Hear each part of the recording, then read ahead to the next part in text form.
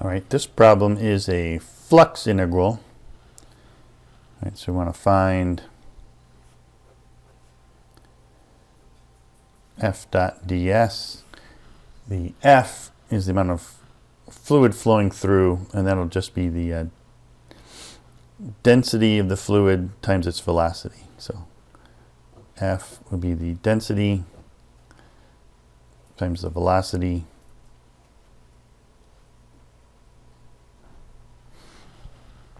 right, like the wind.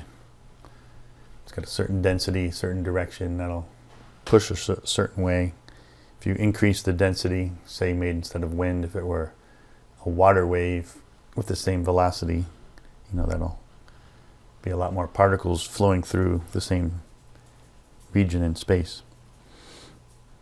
All right, the normal for a sphere, unit normal, is just, since it's centered at the origin, x, y, z divided by its radius, so it'll be 2 for this sphere. So if I look at the dot product,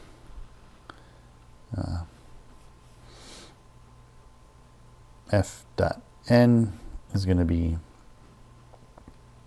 put it this way, negative 21y, 21x, 42z dot x, y, z over 2. And we'll get negative 21xy plus 21xy plus 42z squared all over 2. So 21z squared. And our flux integral is going to be, of course, f dot the unit normal ds. So this will just be the integral of 21z squared ds.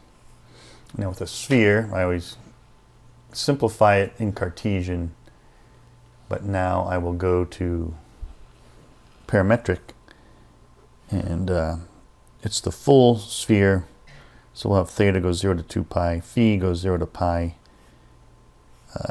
z is the radius times cosine phi, that gets squared. ds, we might know that r sub theta cross r sub phi is going to be the radius squared sine phi. So I'm just going to get 2 squared sine phi. And now I'm integrating d phi, d theta. So if I gather my constants, well, I got 4, 16 times 21 times 2 pi. So we'll say 32 times 21 times pi. I have to integrate 0 to pi of cosine squared sine phi d phi.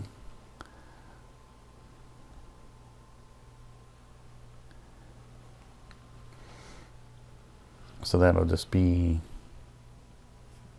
what 32 times 21 is 640 plus 32.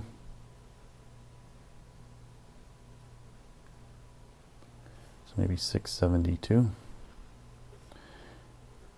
Cosine cubed over, if u is cosine, it'll be the negative of cosine cubed over 3. 0 to pi. And that'll actually just give me a 2/3 total. Let's see, I had a 3 here. I just could have made this 64 times 7 times pi.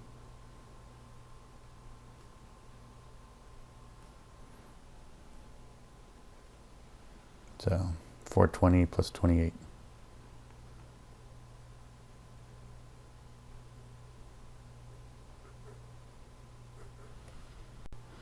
So that would be our calculation.